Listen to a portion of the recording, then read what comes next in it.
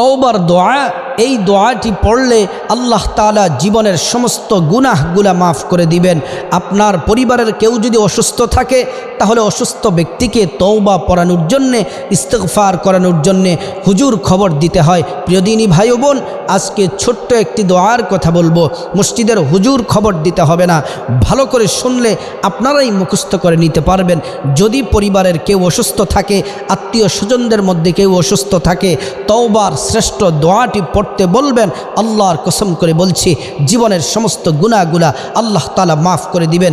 জীবন যৌবনের ছোট বড় সমস্ত গুনাহগুলা আল্লাহ তাআলা মাফ করে দিবেন। দোয়াটি হলো রব্বিগফিরলি ওয়া তুব আলাইয়া ইন্নাকা আনতাত তাওয়াবুল গফুর।